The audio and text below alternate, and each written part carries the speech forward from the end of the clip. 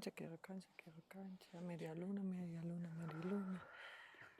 Thank you for the lens of Canada, of Australia, of the Netherlands, the lens of Peru. Thank you, beautiful sister Carmen, for connecting, for being with us, for learning and growing together, and sharing so profoundly deeply. It's like we know each other already for a long time. So you're part of our family. We're super grateful that we can say tupananchis kama until we meet again. And for now, wishing a beautiful sharing, like always, between us. It's beautiful to share with you, be really profoundly vulnerable together and grow together in that sense. And I'm wishing you a beautiful journey.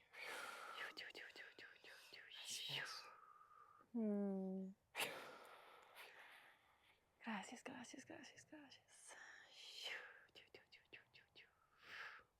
Wow. This is my final conversation. One of my final conversations before I leave Peru. I'm so grateful. Thank you.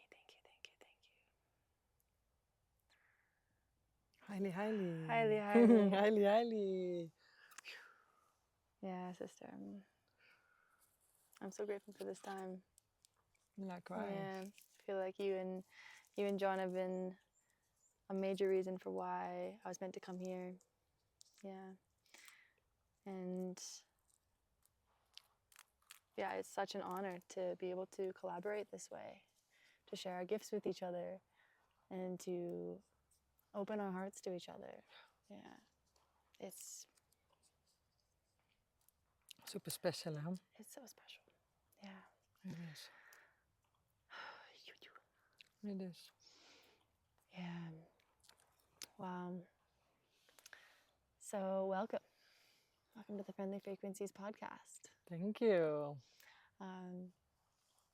I just had Jhon on a few days ago, and probably I'll put it in order. So for those who listened to the last episode, this is your Jhn's wife and a dear sister. After only knowing you for the last month, we've become very close and been working together, and I've been helping you with your social media around sharing your vision of Willkamayu Spirit, which is the plant medicine plus the inner child work. Mm-hmm. So ayahuasca wachuma meets inner child work, and really the ego meets condor is in a very short way what you're doing. And so I want to give you the space to share about the vision of Willkamayu Spirit, what you're creating, and also, in partnership with Jhon, but also individually. Because I know that there's two sides to that. So welcome, Janneke. Do you want to give us... Thank you. Yeah, I would love for you to begin by tell me, because I guess I don't know your whole story yet. Yeah, I would just love to hear, how did you get to be in this place that you're in right now, working with the inner child and sharing those gifts with people? Thank you, Carmen. Grateful to be here, grateful to share. And it's coming up lately even more now after being 10 years here in Peru. 9 years married with Jhon, 10 years here. Willkamayu Spirit also existing 9 years. And then you're like, wow, time goes fast. And when I started, I think, my own healing journey, I was 21.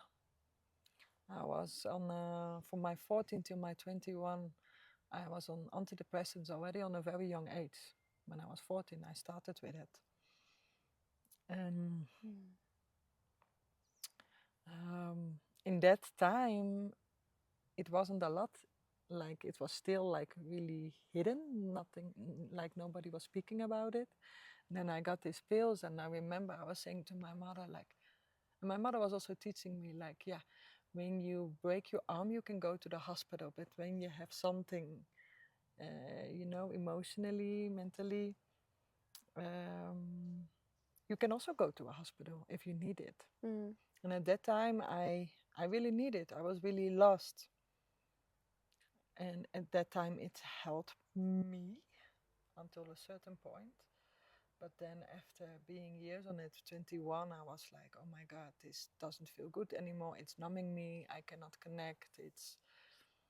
So at that time I went to an alternative therapist and she helped me to withdraw of those medication. And then also really my healing journey began. And really more in the alternative way. Because I couldn't find it in the regular way. So What was the alternative? What was the modalities that you were working with? she was working with Naya. Oh. The Naya therapy. So it was really working with your subconsciousness regarding your muscle reactivity. And then she was connecting with my thumb and then asking me questions, and she had like all kind of beautiful minerals and like Bach and all these beautiful flowers she was working with. And that time she was the first one who was really seeing and hearing me, because I always had psychiatrists, psychologists, but he didn't. I never felt seen and heard, and to her I did. So I stopped with the medication. That therapy helped me a lot. And then I felt, then my vision was, I want to do this as well.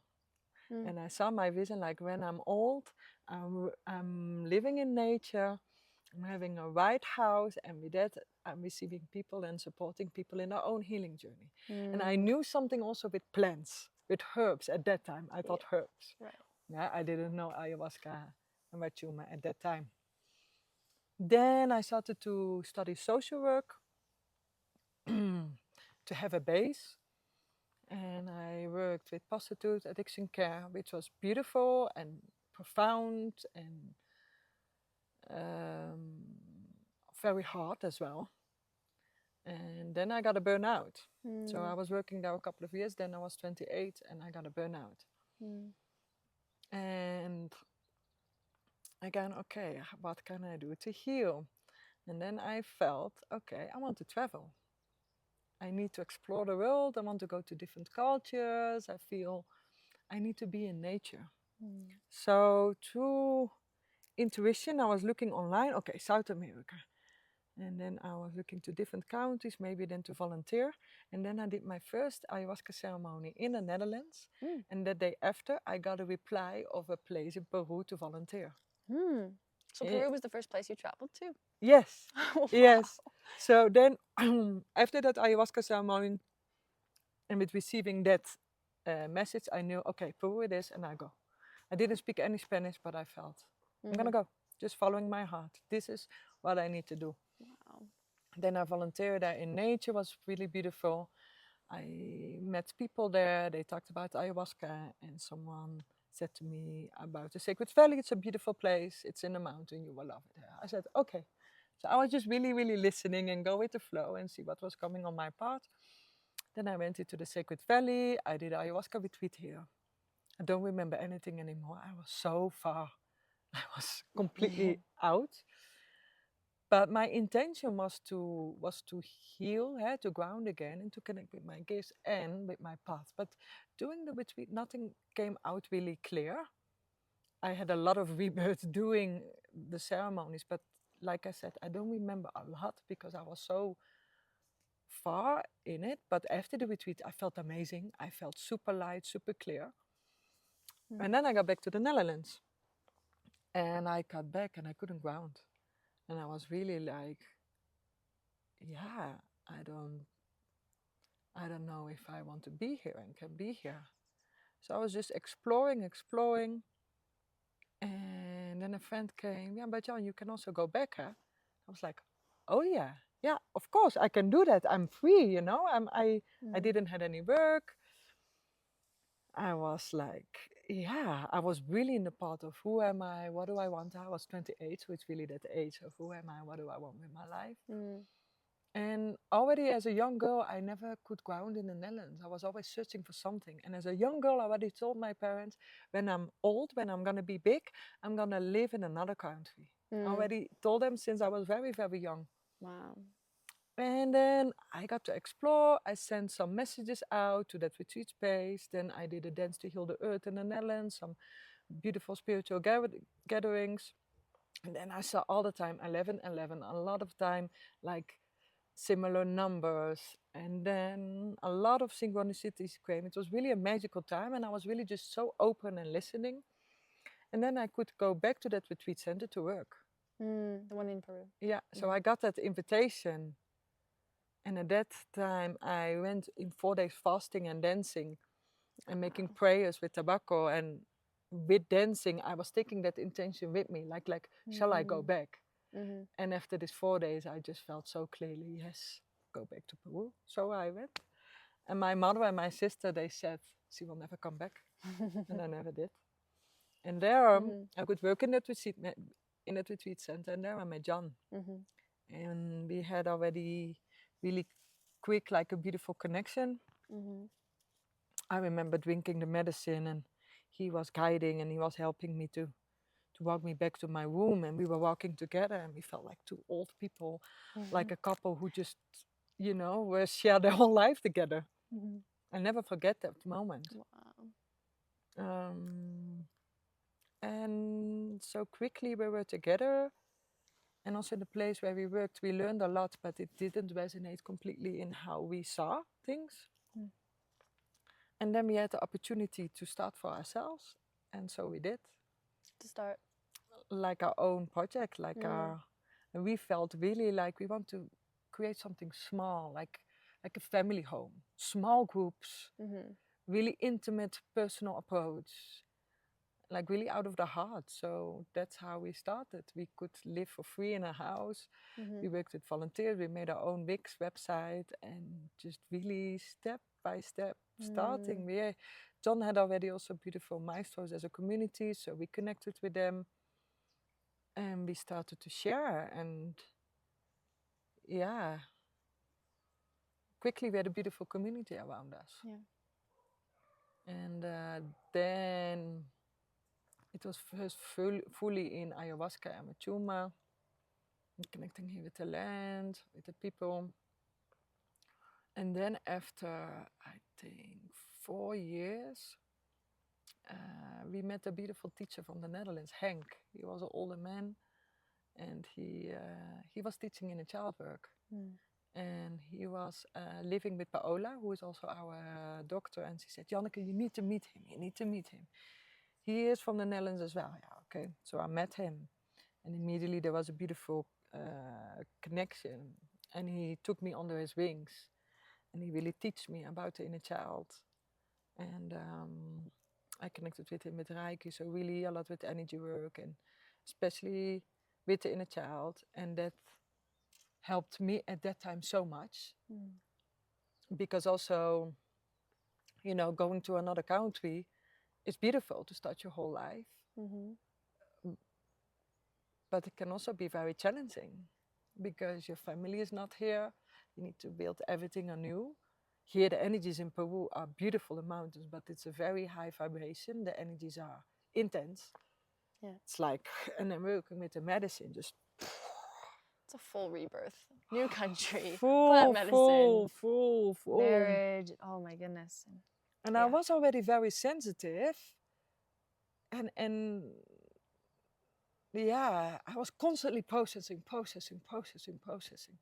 But then through the inner child, Henk took me under his wings, and that gave me a practice to ground, to work with myself, to find the answers inside of myself in daily life, and help me to really see and hear myself, and help me to listen to my emotions, to be with my emotions, express my emotions, and integrate them.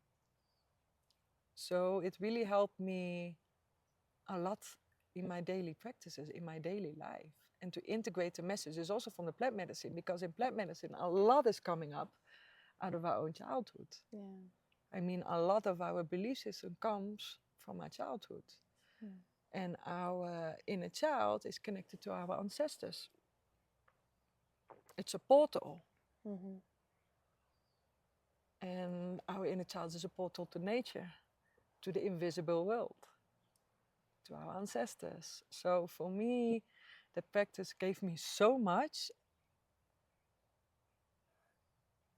and Jhon as well.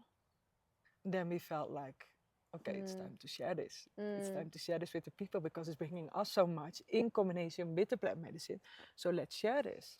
And we started to share, and immediately we saw, the effect it had on people and the depth in the retreats to go more deeply in themselves, to receive more answers, more clarity, and then to share a tool which you can take with you in your daily life. Because here in retreat, beautiful. But then what about when you're going home? What about when you go back to daily life? So that was inner child work for me, for us. And then also we started to share. So that's how it came. And then COVID came. I started to share it online. And now continuing in the retreats, and now even more. And through this journey, we also really felt, also for me, coming from the West, the ego, much more in the mind, much more in the, much more here, much more in my masculinity, right? And then here, Peru, it's the heart, it's the condor, it's much more feminine.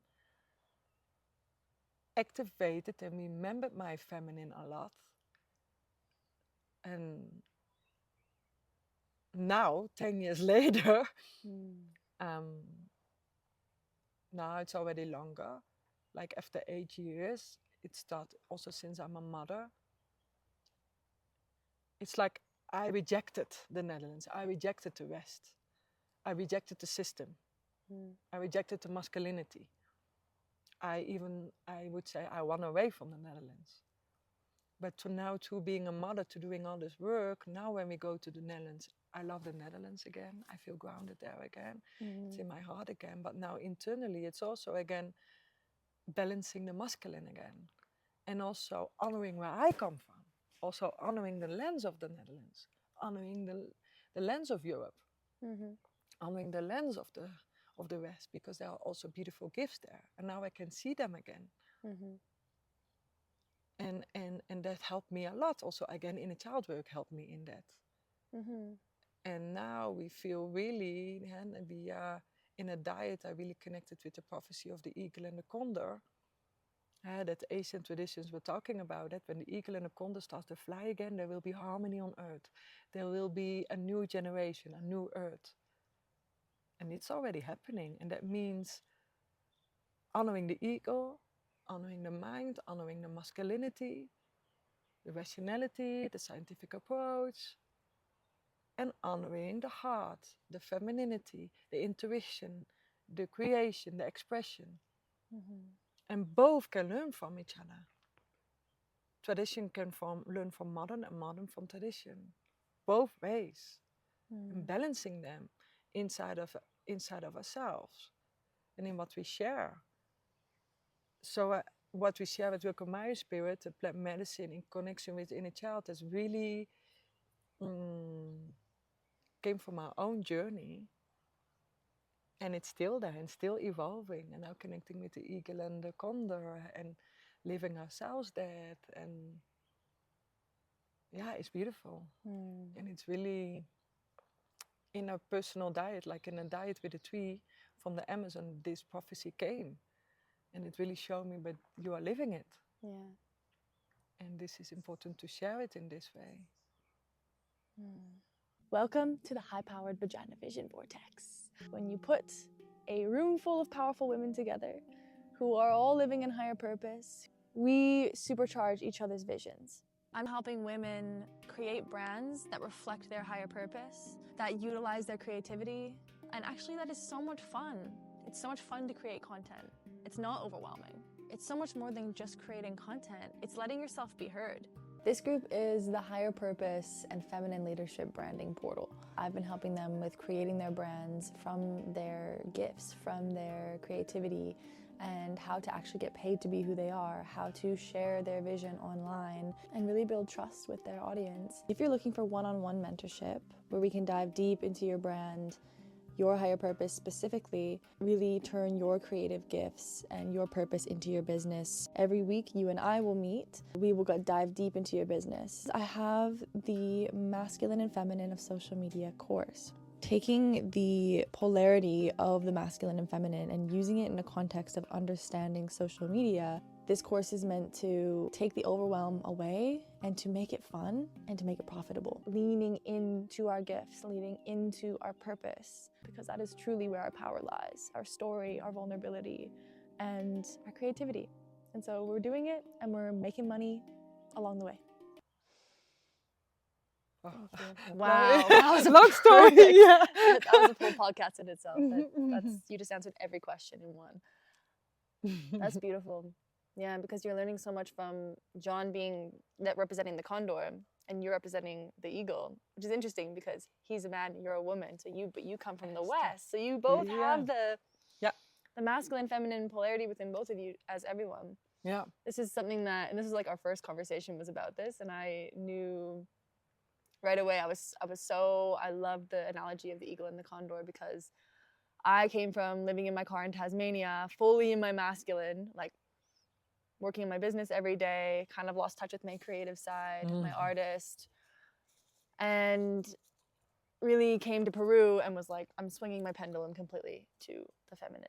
I'm dropping all of that for a month. And so I've been just completely in the condor, in the land of the condor, amongst everybody who's really living in their condor energy for the most part in these retreats that I've been helping you with. And so it's been another lens to look at it, because looking at the West and the North as the eagle and the East and the South as the condor, and to also to put the masculine and feminine in the areas of the world to which they're prominent, and then to see that the way that it balances on both sides. And you really do need both of it, because I see it as I actually split my social media, like helping people with social media, and I split it into masculine and feminine, right? The feminine is like the generosity, the creativity, the higher purpose, and really the essence of what we're doing here. What are we creating in the world? And then we need the masculine, we need the eagle to bring that, to actually take it from up here and bring it into reality and put it into a structure, right? And so I'm now, in the next few days, bringing my pendulum to the middle. And this is a really exciting time for my life, because I've been mostly on one side or the other.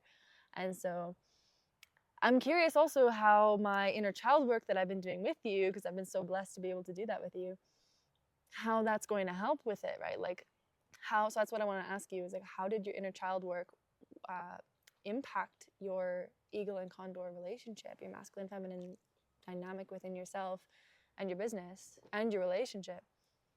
It's a beautiful question.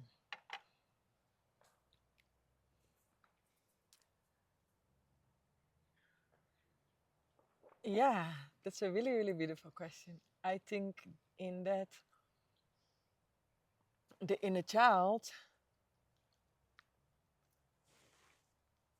is that part in us, in our subconsciousness, what is very connected, what is very expressive, what is very present as well, right? We cannot see her, but you can feel her.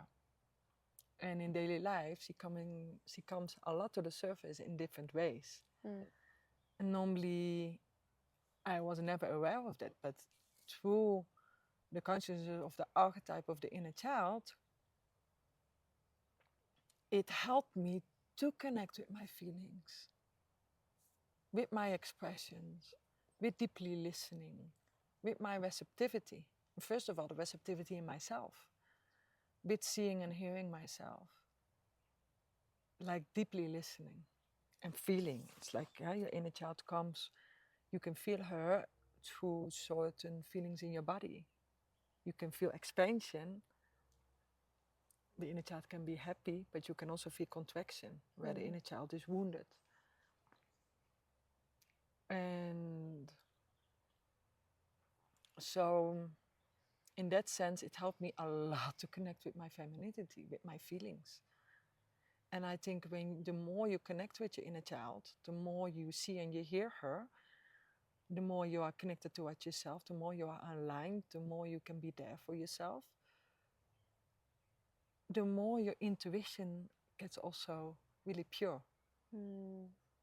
Because you are deeply listening, you are deeply receptive towards yourself. So I think that sense, the inner child is really feminine. And it helped me to connect with my feminine. It helps me to connect with my inner mother.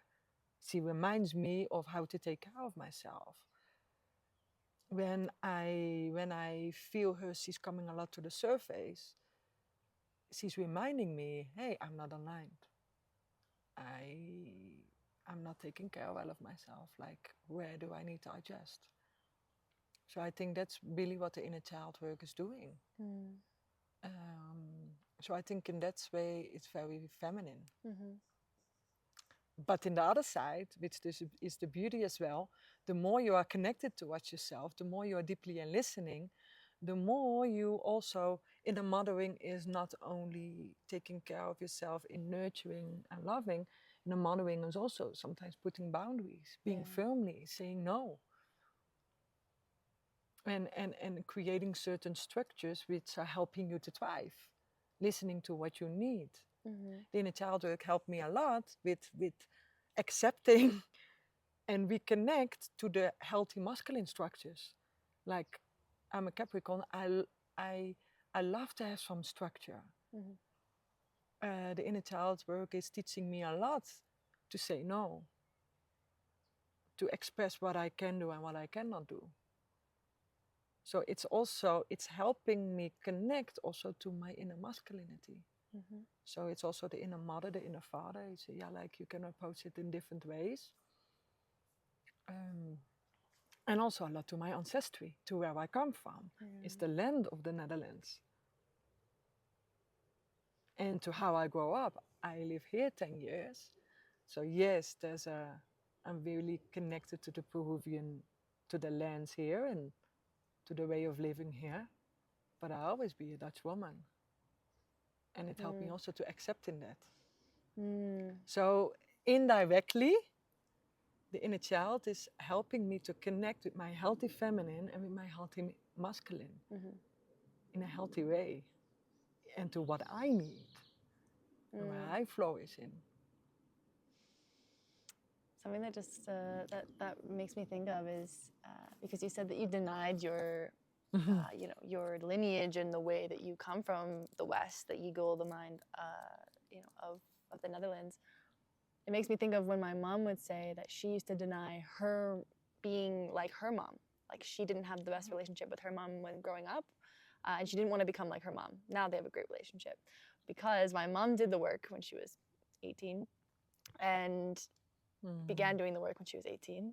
And beautiful. Yeah, started realizing that the more she tries not to be like her mom, the more she becomes all the parts that she doesn't like about her mom, right? Exactly. And she learned that as soon as she accepts her mom for who she is, and both parents, it's this way, when you accept your parents as who they are, you become all the best versions of them, all the best parts of them.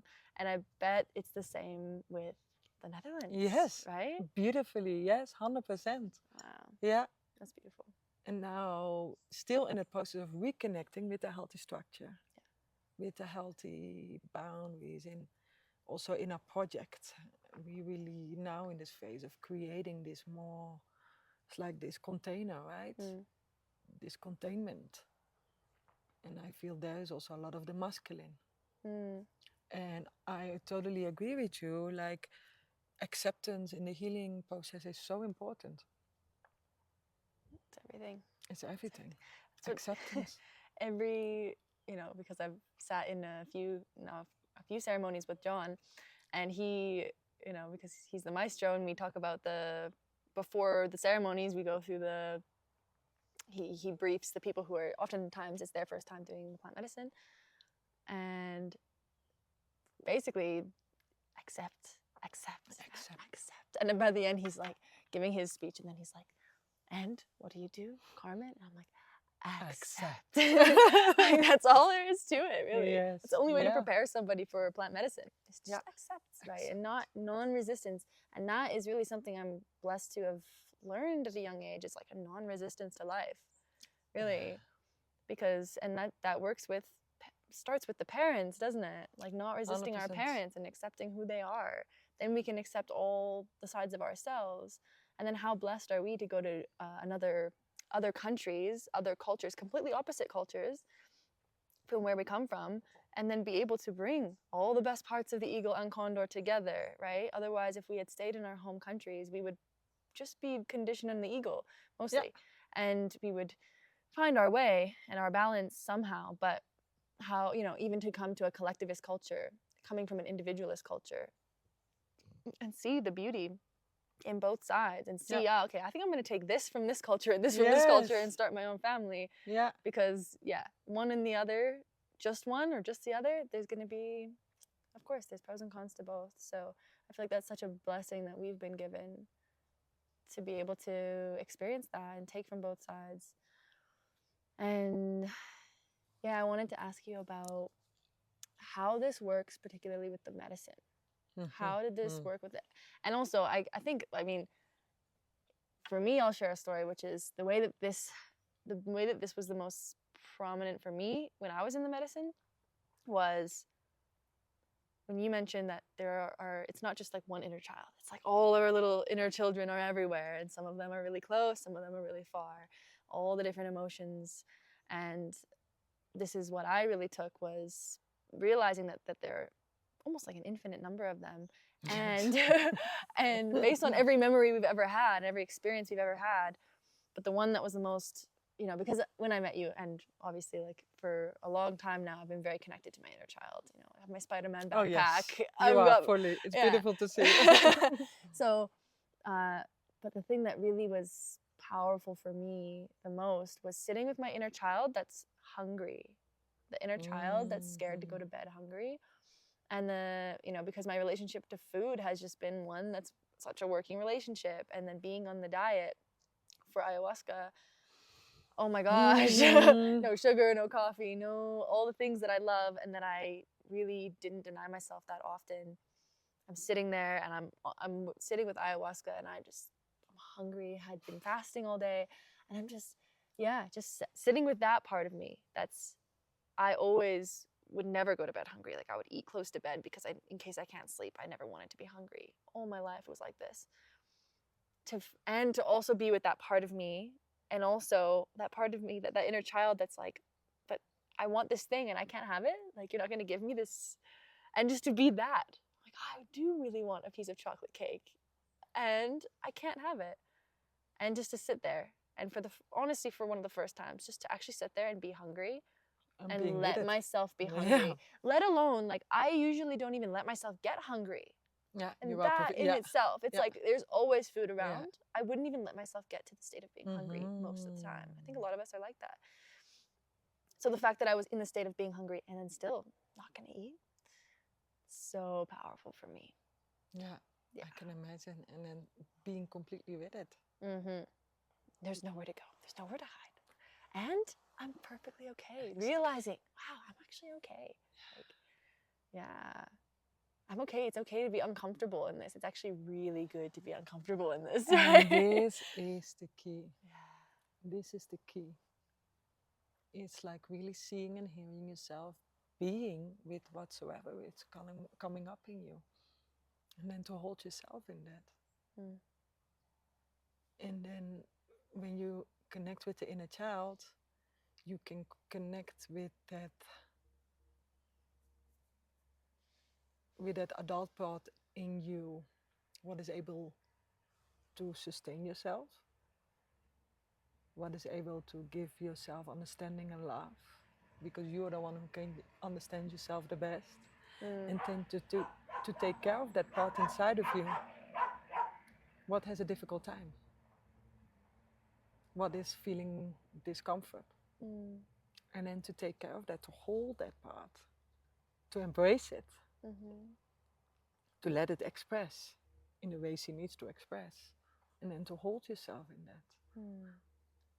There is pure healing. Because normally we look at the outside of ourselves, and we look distraction, and we are avoiding. And I think that's why the inner child work is a beautiful tool in that, because it can activate your inner mother, your inner father, and it can activate your inner child. And with them you can reconnect them and take care of yourself. In a sense, It's connecting the Mm-hmm. mind and the heart. See.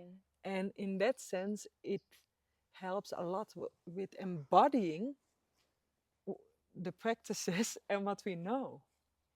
Mm. And that's with inner child work, like you know certain things. It's like you know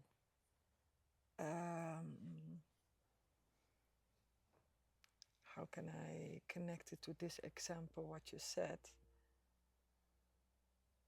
Is deeply inside, you know you cannot eat now, and you know you also feel good with not doing this because you're choosing to do this diet, and you know that this is healthy, and you know that this is good for you. Mm-hmm. So that is your ideal inner parent. Mm-hmm. So you know this, but then to embody it, it's connecting to that part in yourself what doesn't know, who doesn't know that yet, because your inner child doesn't know that yet, because she is there inherited. She is there with certain pains, anxiety, fears. And then with knowing this, to be there for your part who's not there yet. Mm-hmm. And then to take care of that. So that really makes that embodiment, right? Mm. And that helps to really integrate. Mm. That's beautiful. Yeah, and so it makes me think that throughout life, in different areas of our lives as we go on through the integration process and beyond, there's going to be times where I need to be letting my inner child be I kind of think of it as someone who has multiple personalities. Oh, right? yes. You know, like somebody, Yeah, who am I going to that. let take the stage right now? Because when I'm in a place of it's time to play, let's let my inner child out. When it's time to create, let's let my inner child take the Yes. stage, take the driver's seat. But then when it comes to, and then I think about what's an example of when I should let my inner parent take the stage. And that's when there's a pot of rice cooked on the stove and it's just there all day. And I could easily walk by and take like a cold chunk of rice that's just been sitting there. That's just a weakness for me. I mean, food in general, right? But I just like, in that case, it's like my inner child wants to just go and take the rice and eat it. Or when there's that chocolate cake on the table, the inner child wants it, right? And doesn't really know better than I'm already full, I've already eaten. Yeah. This is gonna make me feel shameful after. Mm-hmm. But most of the time, my inner child wins and does it, right? But it's like that's the time where the inner parent is there, and that's when I need to let them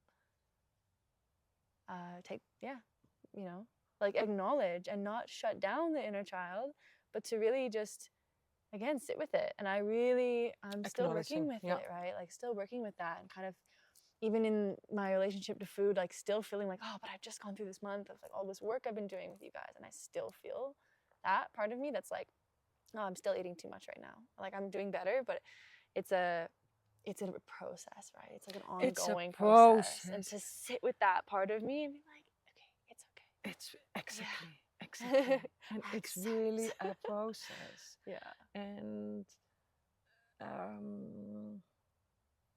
again, I think for us as women, it's really important to take with this integration our cycles. Mm-hmm. It's much easier to do this in your ovulation, to say no, than just a week before your moon, when you are in your autumn, right? It's much easier in your spring and your summer than in autumn or in winter. So take that with you and be, in that sense, very gentle with yourself. And again, triggers. When a trigger comes up, and when you really feel it in your body and it's difficult to let go, and when you are like, most of the time there is the inner child. So there is your doorway to go deeper in yourself, and then to ask, hey, what's happening here? What do I need here? What is triggering here? What do I need to express, or how I can comfort myself? And that's a life journey. That's a life journey, but that's why this tool is so beautiful. In the medicine, but also after the medicine. I'm doing inner child work now 7 years, and I still connect with it daily, and still new profound things are coming up, just like I told you recently. It helps me to really listen and to attune to myself, and to share that with others. It's beautiful because we all have a lot of inner children inside of ourselves, which are coming up a lot of the times. So, amor. Okay, just to fill in. So, you just asked me like what is behind the food relationship to food. I don't think that I'm. I think it's mostly like a dopamine imbalance that I've had through using drugs and then smoking through so much of my life, like 10 or 15 years of this, like kind of just always like looking for something and just thinking it was okay because I'm young, kind of thing, right? It's like I can do what I want. Yes, been there as well. Because I was also super happy. Like I definitely was very like I have always had great mental health, high self-esteem, right? So it's kind of just like I'm young and I'm just gonna. It feels good, and so there wasn't a huge story around it. But as soon as I stopped smoking in November, like I've stopped and started throughout my life, but the like official, no more nicotine for me was in November. And then I'm living in my car and then I'm just sitting with myself fully, finally. And also no friends around, no relationship around, like no one, just me. And so to sit with myself in that car and then also to go work in a cafe where like I was the only staff member and all these muffins are there, and to also like have that self-control of like no one would even know if I ate something. And so really that's the feeling of like, oh, but no one would even know. The cold rice on the stove, like that like no one's around. I'm doing the dishes. Like I could go and eat more. No one will know, but I know. And that's why the ayahuasca was really powerful. Because I felt like, Mama, ayahuasca's watching me right now. It's like another God. Like I already feel like I have God, but I don't have that same relationship to God as like strict like Christianity does. Whereas like it's like a strict parent watching me. No, it's like a loving parent always with me, and like I can do no wrong really. But with ayahuasca, also I feel that way. But I felt like there was a bit more of a strictness there because there's rules, right? There's a way of there are guidelines to prepare you the best. Yes, yeah. And I didn't see it as a strict thing, but it was like very necessary. Ways to prepare for the medicine, and then and so just it's like in these moments where I could slip up or could do something that feels out of integrity for me in my relationship to food, that's the most important times to do it, right? Not because somebody will find out, because again I'll speak about it and no one's going to judge me except for myself. So I'm working with that, and I'm working with there's something I wanted to mention about that.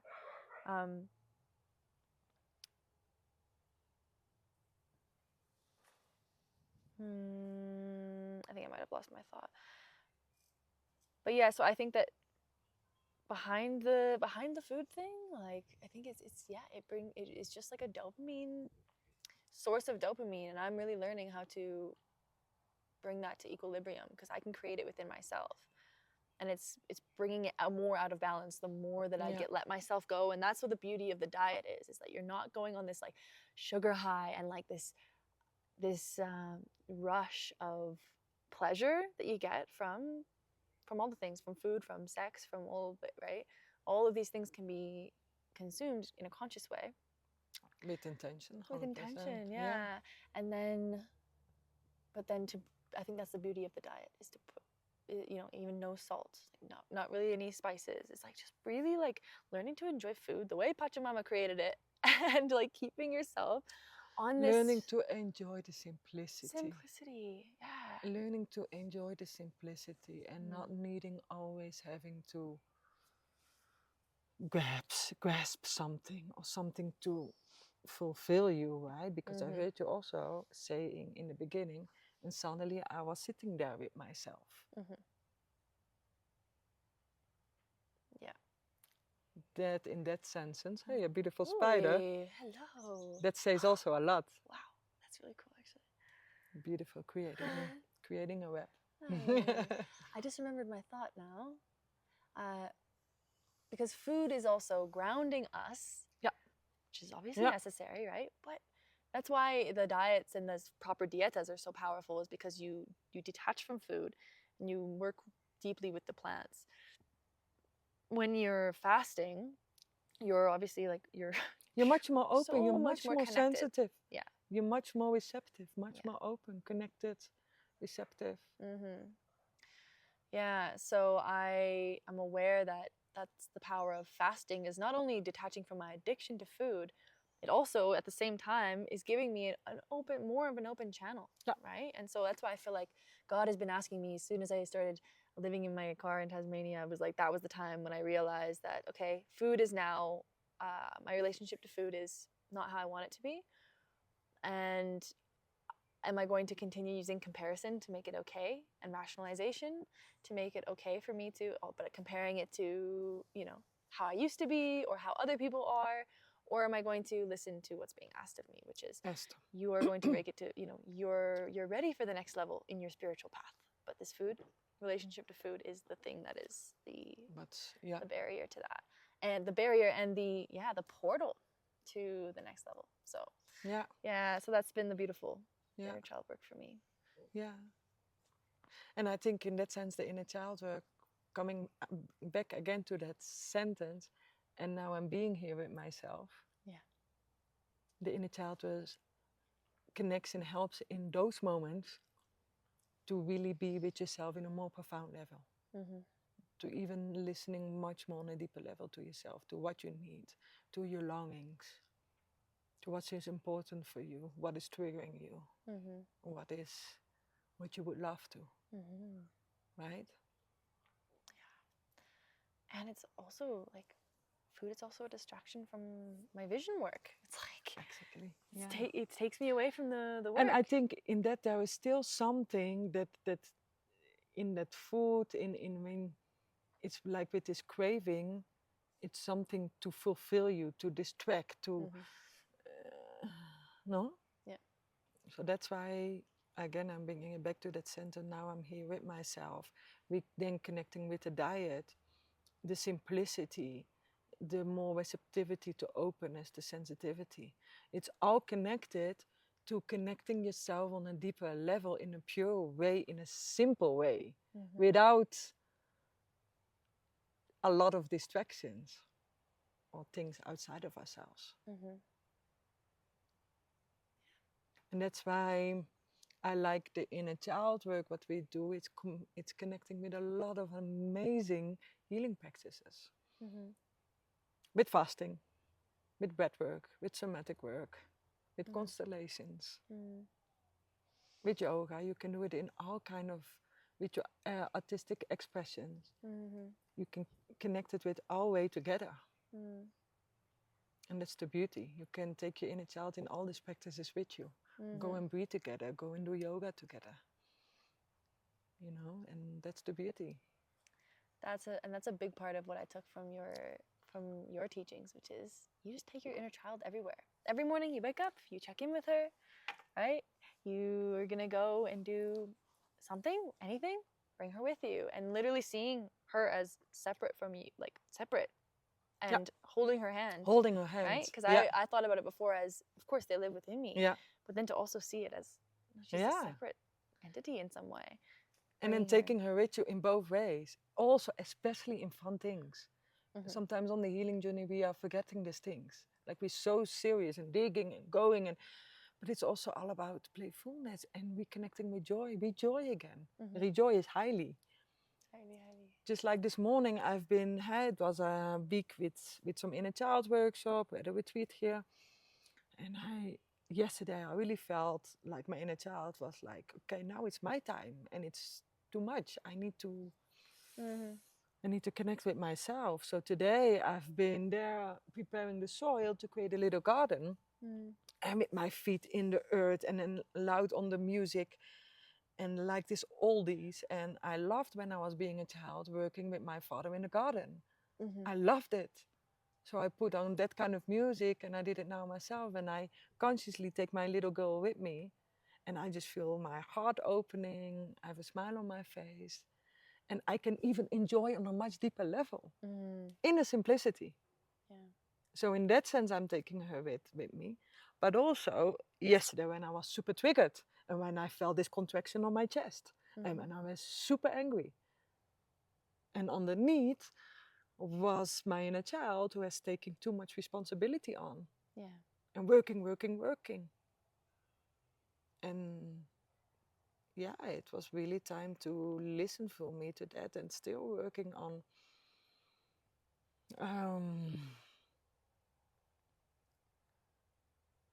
yeah, even I don't need to do anything. I'm already good. Mm-hmm.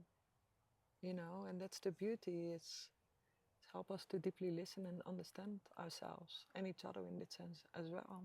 Mm-hmm. And when I wake up in the morning and I feel a contraction somewhere in my body, I go there and I see if there's something on my inner child. 9 of the 10 times, yes. Mm. I connect with her, I let her cry, I let her be angry, whatever she needs, in order to. And that is still where I'm working on the healthy masculine. She doesn't need to work hard to be good. Mm. Mm. So Really helpful in relationship too. That's another thing that I'm so 100%. grateful for, is going into a long-term relationship and now having this wisdom to bring with me as well, consciously. Yeah, because when you're fighting, your inner Two inner children are children. fighting, right? I want you to see me and I want you to hear me, and Yeah. she's doing everything, and from the other one as well. Yeah. Because when a child pisses you off, you're going to respond to them a bit differently than when an adult pisses you off, Yes. especially an adult that you're in a relationship with Yeah. romantically. So when you can actually start to see it as, oh, I'm angry, not at you, but your inner child. I'm going to practice this. Yeah, and I'll let you know how it goes. It's a exciting. beauty. Yeah. It's definitely do that. And still, because there's still for you the regression. The regression I was within going the to say, neural. I was wondering, we can do it now. I'll make a new video and we can share it even as like a separate thing so that maybe you can bring me through it. Meanwhile, bringing whoever's listening through it. Does that work? Beautiful. Like if they heard our regression, could they go into it themselves if they were to listen with their eyes closed, and like you could almost bring it through to them? Does that work? Yes, it can work. This regression will be more specifically on you, but the base they can definitely connect with. Okay. Cool. Yeah. And then for the one who is listening and going into that regression, really listen and take with you what is resonating for you. And if you, for example, already are done with expressing, you continue, you know. So find your own way in that. Definitely, that's 100% an inner child. Find your own way deeply inside, you know. Okay, we'll do it. We'll do it, and if it feels good to share, then we can do. Beautiful. First, I'll give you, just to wrap up this part of it, I would love for you to share your vision for Willkamayu Spirit. What is it that you're actually, what is your offering that you're creating currently, and where do you see it going in the near future? So we are now really in the phase of growing and expanding in community. And for us, it's really now, our vision is that we are all children of Pachamama. We are all children of Mother Earth, and to deeply remember inside of ourselves that. And with that, we mean connecting with yourself on a really deep, profound level, with yourself and with nature. So we would love to grow. We are now in the phase of growing in community, like-minded people. I saw one time in a vision years ago, it's like this movement, it's like this wave with a lot of people with the same mind's eye, with the same vision, walking together and sustaining it together. And I think we are working on that now. Meeting you, something still will come out. We don't know how yet. There are some ideas, but the seed is planted. Two guests who were within the retreat with you as well. We have a meeting with them tomorrow about something with integration as well. So it's really growing in community and sharing this beautiful work of awareness, of consciousness, of connection with ourselves, with each other, with Mother Nature together. And then reconnecting with the beautiful gifts of Mother Earth, the plant medicine, which are really helping us deeply to remember, to heal and to grow.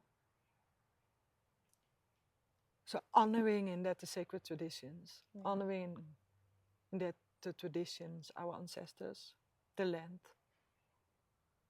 And also balancing it where the world is going now. with modernity. Can you say it like that? Modernity. With also now in the world where we live in now. Yeah. So again, also balancing the eagle and the condor. Right. So for us, integrating with integration practices, with complementary therapies. And growing in that, and our team is growing. This week we had the first constellation in our retreat. It was super beautiful. Oh, that was the first one? Yeah. Congratulations. Yeah. And even in our team now, there are more eagles coming in it. There were always condors, and there are more eagles coming in it. So I think growing in what we're already doing, and then growing more in that in community. Yeah. That's beautiful. I'm honored to be a part of it. Yeah, I mean, super grateful. Gracias. Yes, thank you. Thank you for your friendship. Thank you for welcoming me into your home, into your life, into the medicine. I'll never forget this time. And yeah, I'm really excited for what we're gonna create together. Yeah, soon. Me too. Me too. So you guys are the real deal, and I'm just so grateful that this is, out of all the places in Peru that I could find to work with the medicine, you can have a spectrum of options, right? Yeah. And yeah, you guys are doing it the way that it's meant to be done. I can feel that deeply. So thank you. I'm so grateful. Thank you. We're super grateful for you.